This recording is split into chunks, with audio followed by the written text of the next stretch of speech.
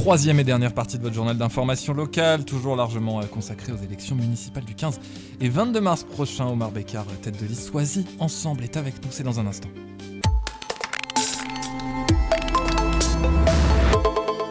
Conseiller municipal d'opposition, il porte la liste Choisis Ensemble. Bonsoir Omar Bekkar. Bonsoir. Bienvenue sur RGB. Vous êtes donc candidat pour cette liste Choisis Ensemble et vous êtes par ailleurs rédacteur en chef d'un journal critique de la majorité en place, le Choisis1.info. C'est difficile de distinguer les deux puisque c'est aussi un élément majeur de cette campagne. Vous portez une liste d'union citoyenne. Vous étiez déjà candidat en 2020. Qu'est-ce qui a changé depuis 2020 ? La situation dans la commune, je pense, c'est fortement, ça s'est fortement empiré, notamment au niveau de la circulation routière. C'est le sujet numéro 1 de la campagne, on l'a vu dans notre consultation. Et voilà, toute la ville est bouchée au nord de Pointe, presque parfois dès 15h. Et c'est le sujet numéro 1, et des renoncements du maire, des questions de taxes foncières. Enfin, il y a beaucoup de sujets qui sont aujourd'hui au cœur de la campagne et auxquels on a des propositions à apporter aux habitants. Je voudrais qu'on parle un petit peu de ce journal d'opinion aussi que vous avez créé, le Choisis1.info, qui est une manière aussi que de contrer la propagande municipale. C'est aussi l'idée derrière ce journal. Comment ça vous est venu l'idée de créer ce média ? Ça remonte à 2017, donc une période où j'avais découvert des informations un petit peu sur la gestion du maire, sur des factures que j'avais consultées et je souhaitais révéler cela à la population, et donc j'ai eu l'idée de ce média qui a tout de suite marché. Aujourd'hui, c'est vrai que c'est un média, quand je le vois en porte-à-porte, je fais ma campagne, les gens connaissent très bien, et donc c'est vrai que ça nous porte aussi forcément dans cette campagne, ce média en tout cas, qui est assez, il faut le dire, influent, je pense. Oui. L'idée, vous avez donc lancé une consultation ensuite avec ce média justement pour connaître les préoccupations des habitants. Qu'est-ce que ça a donné ? Donc les résultats parfois sont assez surprenant, parfois non, mais le sujet numéro 1, c'est effectivement la circulation routière. Ça n'était pas le cas il y a 6 ans, même si on avait déjà des bouchons dans l'avenue Kellermann, l'avenue principale de la ville, mais là c'est clairement à 80% le sujet numéro 1. Et ensuite c'est des sujets comme la taxe foncière que le maire a fortement augmenté à Choisy, et après des questions d'absence de concertation. C'est un peu les 3 sujets phares de cette campagne, mais cette consultation en tout cas a eu un gros succès puisqu'on a eu 820 réponses, et c'est une consultation sur laquelle on s'est fortement appuyé dans notre programme qu'on va diffuser dans quelques jours. Alors justement, on va y revenir sur ces sujets. Effectivement, le sujet de la circulation, tout le monde a des propositions pour la circulation à Choisy, notamment de l'avenue Kellermann, entre autres en l'occurrence. Quel est votre projet aujourd'hui ? Qu'est-ce que vous voulez porter ? Sur l'avenue Kellermann, il faut le savoir, on est les premiers à en avoir parlé. Dès 2020, moi je suis arrivé en campagne et on avait des candidats en fait qui avaient une seule position: est-ce qu'on est pour ou contre le BIP, vous savez, le grand projet routier du maire. Et moi je ne voulais pas m'arrêter à cela, je voulais avoir un contre-projet.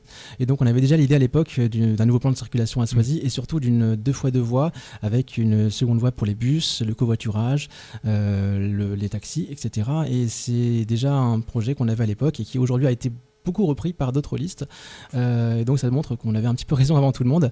Donc on a de vraies propositions à Choisy par rapport à la circulation, et pas que l'avenue Kellermann. Maintenant c'est vraiment toute la commune qui est bouchée, et c'est un vrai sujet de préoccupation pour les Choisiens, mais aussi pour les habitants qui traversent notre ville, parce qu'il y a beaucoup d'habitants des villes avoisinantes qui passent par Choisy. Bien sûr. Donc c'est un vrai sujet. Alors effectivement, on va parler finances, fiscalité, parce que c'est aussi une grande thématique sur Choisy. Baisser le taux de la taxe foncière, c'est votre volonté. Comment on baisse le taux de la taxe foncière, en fait, et on a une ville ambitieuse en même temps ? C'est très simple, en fait, c'est juste revenir au niveau du taux de 2023, avant la hausse massive du maire. Je rappelle que le premier engagement de campagne du maire en 2020, c'était: je n'augmente pas les impôts locaux, je n'augmenterai pas la taxe foncière. Il a renoncé à son premier engagement de campagne. Donc il s'agit simplement de revenir au taux de 2023. Il n'y a vraiment aucune révolution. On est les seuls dans cette campagne à être sérieux sur le plan budgétaire, puisqu'on proposera un plan d'économie de 6 millions d'euros sur les gaspillages financiers de la commune. Et donc c'est un projet qui est largement financé. On le détaillera dans notre programme qui arrive très prochainement. Quand vous dites gaspillage financier, c'est dû à quoi ? C'est dû déjà à 31 ans de mandat. Quand on a 31 ans de mandat, je pense qu'on a des mauvaises habitudes qui se créent, et on le voit au quotidien. Il y a des gaspillages. Je prends un exemple symbolique, c'est peut-être une petite somme pour le budget, mais une horloge en face de la mairie à 20 000 euros. Est-ce que c'est utile en 2025 de faire cela ? Et c'est d'innombrables dépenses comme ça qui, cumulées entre elles, arrivent à des millions d'euros de gaspillage. Quelque chose qui a coûté cher, c'est le trèfle aussi, qui a été inauguré récemment. C'est quoi votre point de vue, votre position ? On attendait le trèfle depuis 30 ans. En fait, même moi, j'étais enfant, en 95, j'avais 6 ans. On nous parlait déjà du trèfle. Et on a attendu 2025 pour la création de cet équipement qui un équipement très important dans la vallée de Montmorency. On est très content de l'avoir, mais effectivement ça a eu un dérapage financier très conséquent. Ça devait coûter 15 millions d'euros, ça en a coûté 41 millions officiellement, on le découvrira peut-être après les élections. Mais aujourd'hui, maintenant, il faut penser à la suite et on a un vrai projet pour le développement culturel de cet équipement. Notamment, on veut créer dans l'auditorium une salle de cinéma pour attirer beaucoup plus de Soisiens et en tout cas faire vivre cet équipement parce qu'aujourd'hui, c'est bien de l'avoir, mais si c'est pour avoir un spectacle par mois, c'est pas forcément intéressant. Justement, votre position aussi sur la culture, ça en dit aussi sur votre position sur la culture, effectivement. C'est quoi votre vision aujourd'hui de la culture, la programmation culturelle à Soisy ? Culture pour tous, une culture accessible à tout le monde. On ne veut pas une salle des fêtes qu'on avait auparavant avec les mêmes spectacles qui sont refaits à l'espace culturel, c'est ce que fait le maire et qui touche en fait une minorité du public soisien. On veut vraiment des programmations très diversifiées qui touchent tous les publics et notamment que ce soit les familles, les enfants, tous les quartiers de la commune et pas simplement l'électorat du maire. C'est aussi un sujet d'attractivité, tout simplement, pour un territoire, sa culture, mais pas que. Il y a aussi sa qualité de vie, son cadre de vie, son environnement. Il y a des grands projets d'urbanisme aujourd'hui que vous voulez porter ? Aujourd'hui, alors vous parlez de cadre de vie, on n'en parle pas assez souvent, mais par exemple, il faut savoir, nous à Soisy et dans les communes avoisinantes, on a 3 ans d'espérance de vie en moins en bonne santé, en raison des nuisances de la circulation, des avions, de la gare aussi qui est à proximité, les trains ça fait du bruit et tout cela cumulé ça fait qu'effectivement c'est un sujet majeur et nous on a des propositions là-dessus qui seront détaillées dans le programme mais on a effectivement des grands projets de centre-ville. Le maire a un projet de clôture du centre-ville, c'est un espace stratégique avec des espaces verts qui seront privatisés pour une résidence, on est contre ce projet et on propose au contraire un projet ouvert de créer de nouveaux parcs à Soisy, de nouveaux squares publics, bref plus d'espaces verts pour les habitants et pas plus de béton.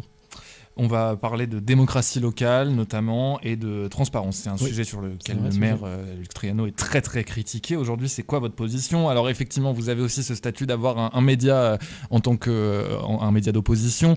Quel regard aujourd'hui vous avez sur sa façon de piloter la ville ?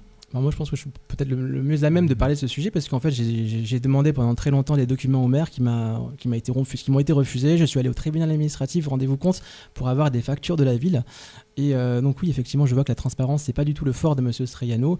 Et aujourd'hui, il faut effectivement une ville où il y a plus de concertation. On a un maire qui prend des décisions seul dans son bureau, contre l'avis des habitants.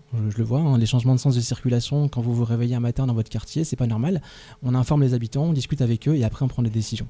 Effectivement, il y a aussi des procès en diffamation qui ont été intentés. Je ne sais pas si on peut en parler parce qu'il y a des procédures en cours. Il a perdu d'ailleurs, j'insiste, parce qu'il commet dans ses communications des mensonges. Il a perdu tous les procès qu'il m'a intentés. Le média de Soisy a gagné ces procès. Et aujourd'hui, c'est de l'argent gaspillé pour rien, pour la commune. Et on n'attaque pas ses opposants en justice. On fait des débats d'idées et c'est ce qui m'intéresse dans cette campagne. Je voudrais qu'on parle un petit peu de santé. C'est aussi le grand sujet de cette campagne. On le sait, le Val d'Oise devient, comme partout, un désert médical dans certaines communes, dans certaines agglomérations. Comment vous réglez la solution, ou du moins comment vous tentez de la régler ? Aujourd'hui, il y a une vraie saturation. Vous êtes un nouveau Soisien, vous voulez un généraliste, c'est impossible à Soisy de trouver un généraliste. Vous allez dans les communes voisines. Donc notre projet, c'est dans ce projet de centre-ville de créer une nouvelle maison de santé. C'est un projet dont parle le maire depuis 15 ans et qu'il n'a jamais réalisé. Aujourd'hui, c'est un vrai besoin et c'est pas forcément que des généralistes, il y a aussi des spécialistes. Rendez-vous compte qu'à Soisy, il n'y a pas de dermatologue. Voilà, c'est des spécialistes comme ça dont on a besoin et donc ça serait au cœur de la ville, dans notre projet centre-ville, qui serait donc avec une maison de santé qui serait, vous savez, à rue des Écoles, donc c'est à côté actuellement de l'actuel poste de Soisy.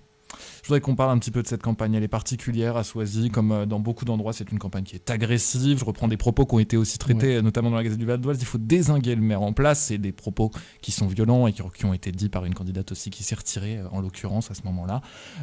Quel est votre regard aujourd'hui sur cette campagne, sur le nombre de listes aussi qu'il y a à Soisy, parce qu'il y en a beaucoup ? Oui, alors moi déjà, c'est cette phrase à l'époque où j'avais dénoncé ces propos. Je ne partage pas du tout ces propos. Je combats sur le fond le maire de Soisy, pas sur des attaques personnelles, même si lui n'hésite pas à commettre des attaques personnelles contre ses opposants, mais en fait cette campagne, je pense que c'est sain pour la démocratie et la clé surtout c'est maintenant de penser dès à présent aussi au second tour. Le premier tour sera très important.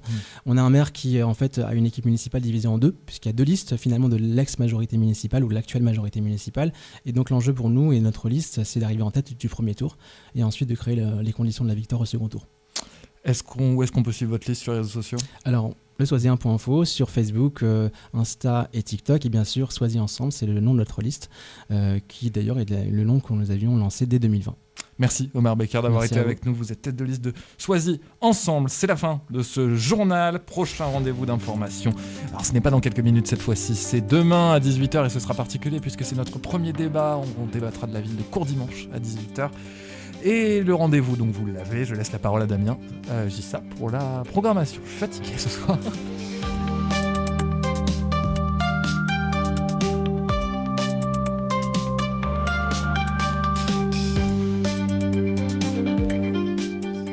Et concernant votre programmation ce soir, eh bien vous avez rendez-vous dans quelques minutes, dans quelques instants, avec notre magazine Business. C'est Business Keys, les clés du business, par Kadi Karatz, qui vous emmènera jusqu'à 19h30. On fera un tour du côté de l'Afrique, la liaison entre la France et l'Afrique et les opportunités ici dans le Val d'Oise et en Île-de-France. À 20h, rendez-vous avec Luc Mariani et Laurent Buvry pour la session de rattrapage, ou encore dit la rediffusion du magazine de leur émission Absolutely Live, que vous retrouverez demain en direct avec une invitée d'ailleurs. Donc rendez-vous aussi demain en direct de 15h30 à 17h30 pour la session de rattrapage, l'émission de mercredi dernier. Rendez-vous ce soir de 20h à 22h.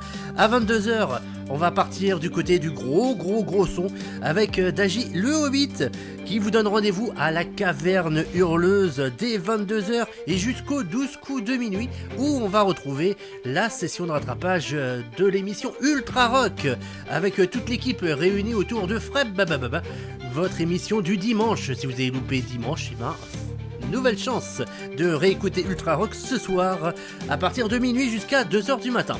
Très bonne soirée sur l'antenne de RGB sur notre fréquence, le 99.2 de la bande FM, ou en streaming via le site internet radio-rgb.net où vous pouvez retrouver aussi pas mal de podcasts, notamment du journal d'information locale par Théo Guiton, ou encore sur smartphone grâce aux applications, les radios associatives ou encore Radio Player et plein d'autres.